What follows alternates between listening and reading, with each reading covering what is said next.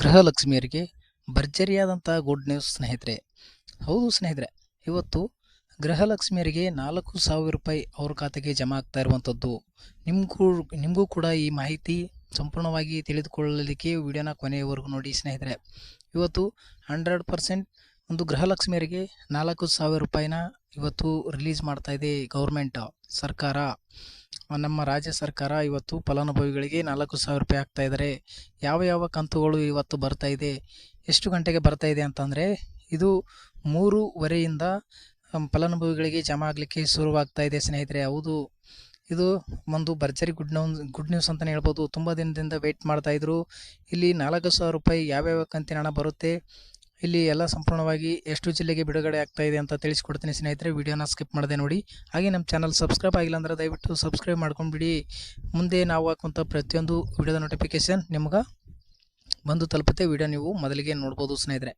ಹೌದು ಸ್ನೇಹಿತರೆ, ಗೃಹಲಕ್ಷ್ಮಿ ಯೋಜನೆಯ 21ನೇ ಕಂತು ಆಲ್ರೆಡಿ ತುಂಬ ಜನರಿಗೆ ಜಮಾ ಆಗಿದೆ. ಇನ್ನೊಂದು ಅದು ಯಾವ ಒಂದು 21ನೇ ಕಂತು ಯಾರಿಗೆ ಇನ್ನೂ ಜಮಾ ಆಗಿಲ್ಲ ಅಂಥವ್ರಿಗೆ ಇವತ್ತು ಒಂದು 21ನೇ ಕಂತು 2,000 ರೂಪಾಯಿ ಜಮಾ ಆಗ್ತಾ ಇರುವಂಥದ್ದು.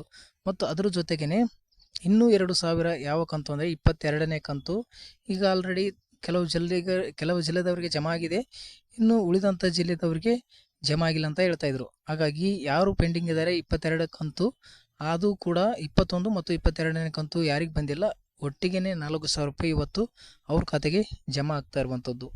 ಅದಕ್ಕಾಗಿ ಒಟ್ಟು ಟೋಟಲ್ 4,000 ರೂಪಾಯಿ ನಿಮಗೆ ಮಧ್ಯಾಹ್ನ 3:30 ಫಲಾನುಭವಿಗಳ ಖಾತೆಗೆ ಜಮಾ ಆಗಲಿಕ್ಕೆ ಪ್ರಾರಂಭ ಆಗುತ್ತೆ.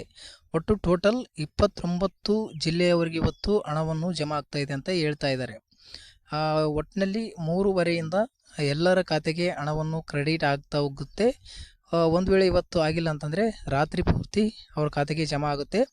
21 ಮತ್ತು 22 ಯಾರಿಗೆ ಬಂದಿಲ್ಲ, ಒಟ್ಟಿಗೆ ಅವರಿಗೆ 4,000 ರೂಪಾಯಿ ಜಮಾ ಆಗ್ತಾ ಇದೆ.